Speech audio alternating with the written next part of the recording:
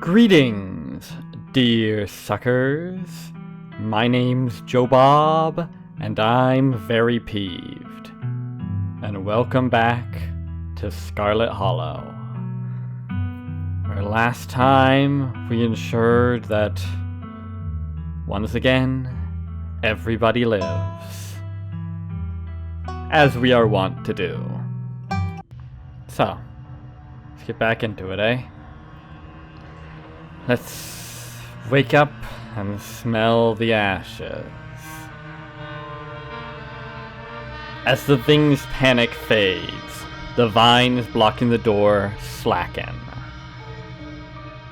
The house groans unnaturally, straining under the weight of the relaxing meat of the creature's womb. The faucet in the corner of the room, finally unclogged, bursts to life, and water pours out onto the dirt floor.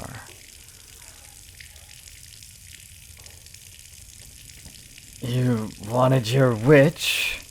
Well, here she comes. Walking down the street. Fun. Hurts. Somebody. Doctor. I could probably do a decent job of that, but I think we have one upstairs. Holy shit, it worked. The kid's alive. Like there was ever any doubt. Duke descends the stairs, axe in hand, surveying the scene with obvious revulsion. Yeah, I feel you, Duke.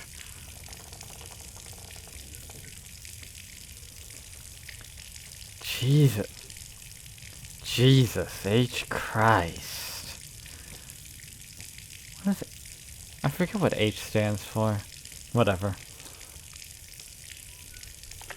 I don't think it actually stands for anything, actually. I think it was a weird linguistic nonsense. Your hands are wet. Oh, wow. Wait, what? What the fuck is going on there? Is that supposed to be the water pooling? Because that doesn't make any goddamn sense, physically. The water is spreading, pooling around you, making the floor slippery with mud. Duke, stay upstairs. Let me handle this. Like hell you will. That's my boy he did that to. I'll kill you, Julius, you son of a bitch!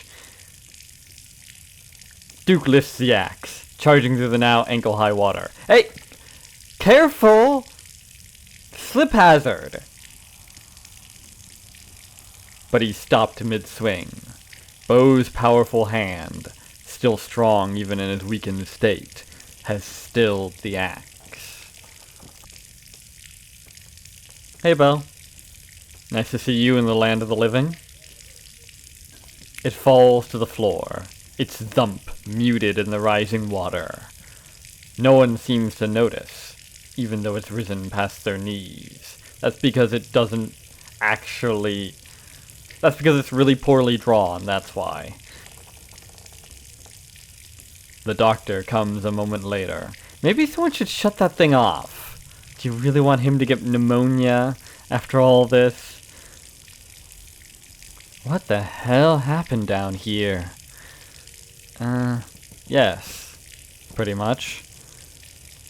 Bo, can you hear me? Uh-huh. Am I getting a checkup? Bit more than that, Bo.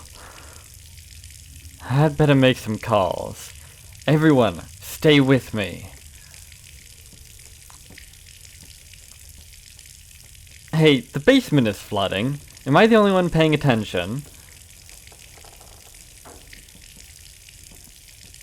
The water is suddenly much higher. It rises up past your ankles.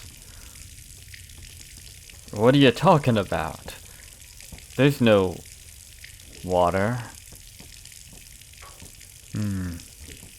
Indeed. But there is. He just can't seem to see it. Not that it matters. Because his words are swallowed by the flood.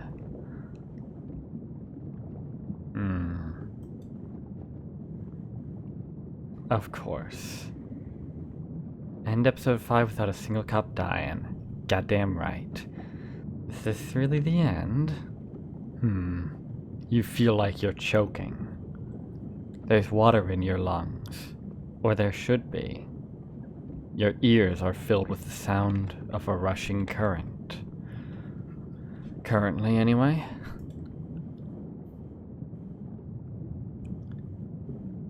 It's cold and dark, and there are people screaming somewhere.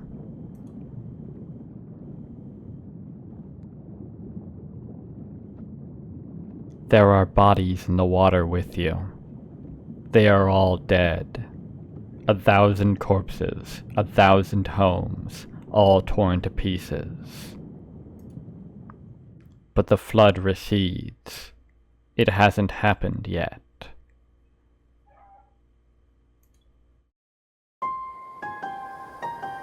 You are the mother of a daughter, and your daughter has told you about her terrible dream. It's going to kill everyone. You are not the one who had the vision. Not yet. It has only been described to you by the daughter you have been teaching, as your mother taught you. You're the only one who can stop it, Mother. But you won't be strong enough. Her words are heavy. The village is doomed, then.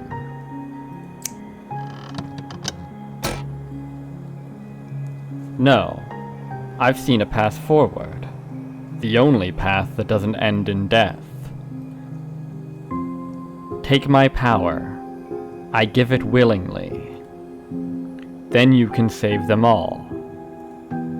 Save them all, and lose you.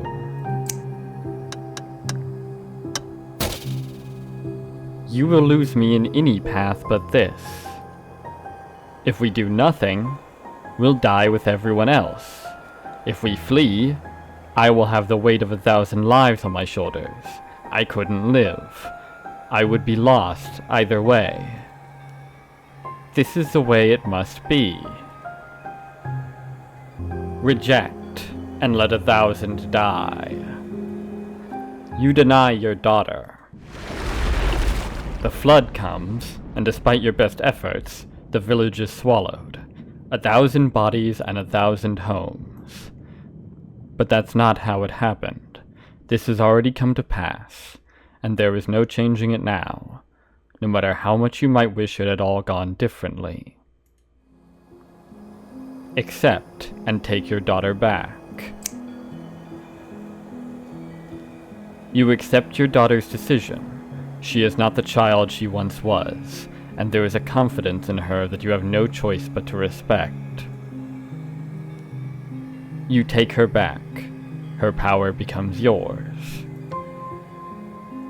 The flood does not come. The village is saved, and no one ever knows the sacrifice that was made for their lives. No one but you. Years have passed. You outlive everyone you used to know. You move on. You meet new people. You start a new life. You have another daughter. This time the vision is yours. The piece of your first daughter that lives in you shows you what is coming. Rotting bodies in the streets, the smell of sickness on the wind, church bells ringing for an endless parade of funerals. An entire city whose gates will never reopen. Everyone inside the walls falling to the curse of plague. You are among their number, your body no longer strong enough to heal even itself. You are not enough to stop it. Not as you are. There is another path, a narrow thread. If you were stronger, you could tug at it and unravel the tapestry of the future. Mother, what's wrong? Your daughter will never be as strong as you are, not after what you had to do. But she still carries in her some strength. Enough. Explain it to her, as it was explained to you. You tell her what's coming. You explain what she has to give up, what you both have to give up. You love your daughter, after all. You will miss her, as you miss your first daughter. She is angry. Even when you try to explain that she will be a part of you, that she won't die, she cries and cries, and she tries to run away from you. Fate is attempting to cut its loose thread. Let her go. Give up on the city. Your daughter leaves you. You resign yourself to the future. She is one of the first to die. The streets flood with disease, and the bodies are buried, then burned, then left in heaps on the streets, until no one is left to remember any of their names. But that's not how it happened. The entire city rests on this decision. Stop her from leaving. You do not let your daughter run from you. No plague comes. The city never knows that it would have been a ruin. But there is an unhappiness in you. She didn't understand, and what you took of her is angry, confused, restless. You will have to carry that with you. It is part of the burden of what you are. Though no one knows the depth of what you have done, over the years, you have not escaped notice.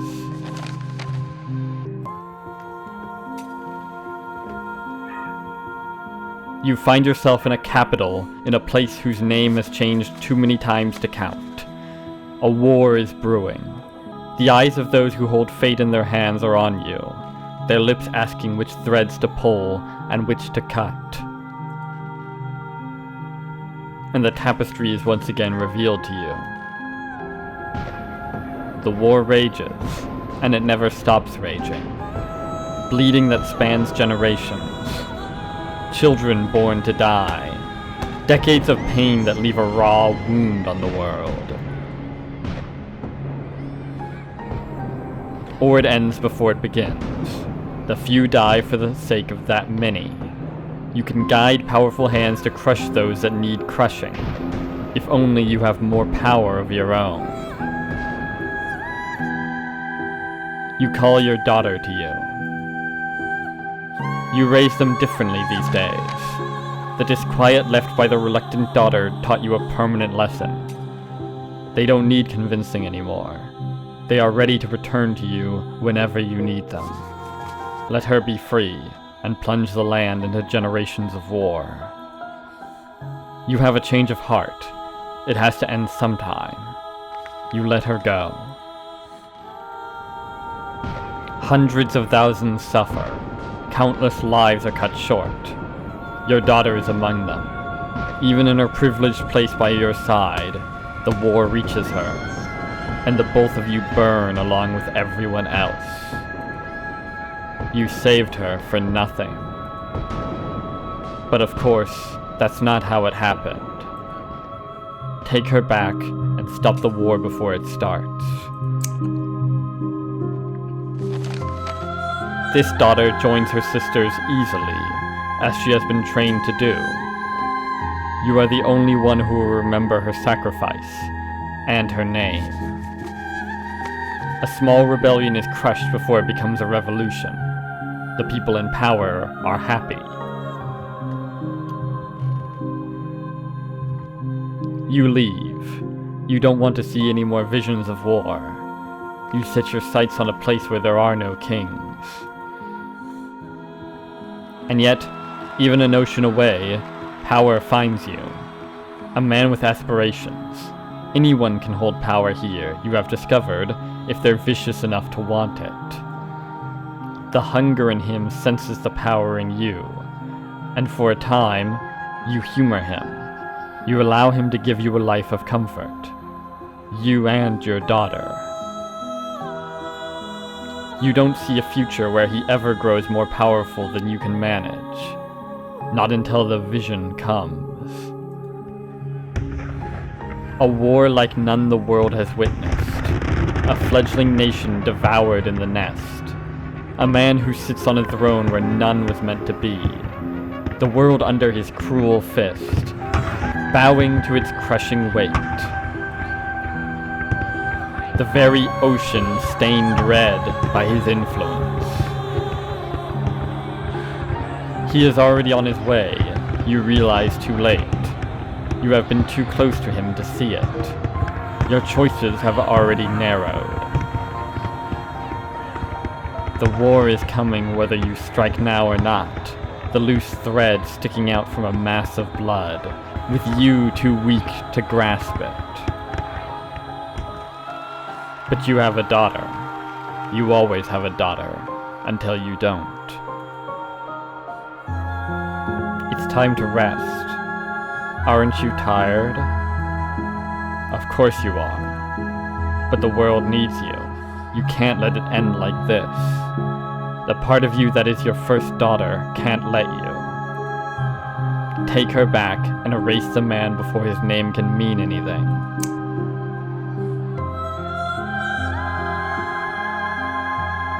She joins her sisters, as is her destiny, and you remove him from the world. The hole where he was is filled by lesser men, none of whom remember whose shoes they're stepping into, and none of whom can hope to command the way he would have. Blood is spilled, less blood, but you still feel every drop. You hide yourself away from the world. You and your daughter. The visions still find you, but here they are small, the decisions simple. You make them all the same, helping where you can. A storm halted, a conflict settled. Until one day, when you are shown a dark pit. Splintering wood, debris trapping everyone inside, bodies burning as the very rock catches fire, children screaming as their flesh bubbles, then silence as lungs fill with smoke. You know the choice that lies in front of you. Take her back. She joins her sisters, as so many have before her. The disaster is averted, lives are saved, and you have another daughter. But that's not what happened. Not this time.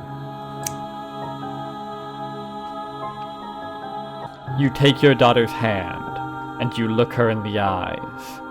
They're green, like yours. You don't want to do it this time. You stare out over the hills together as a plume of smoke rises into the air.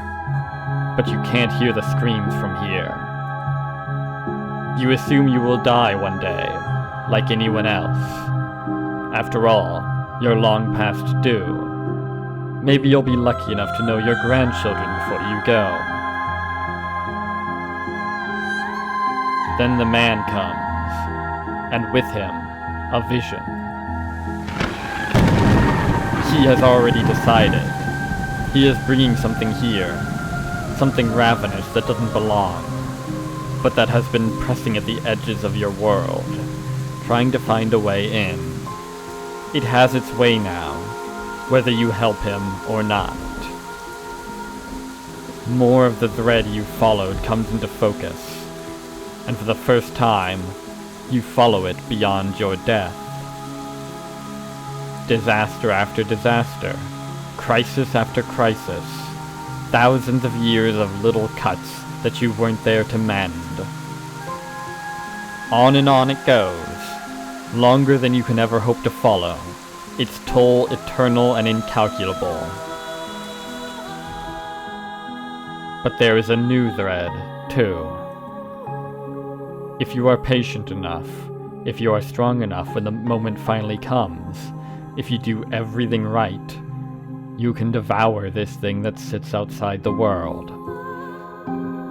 And it will give you so much power that you will never have to take back a daughter again. You could fix as many things as you'd care to fix. Floods, plagues, wars, kings. You look into her green eyes, so much like yours. You can't, you can't, you can't, but you did. Take her back and summon the entity into the world. You welcome her back, as you have with every daughter before her, and you help the man. He is arrogant. He cheats the thing from another world in every way he can. He wastes your time. There will have to be more daughters before the day comes that this will be over. But days and daughters come and go, and you are very patient. You have to be, if you're to stop the hurt that would scar a world without you there to guide it.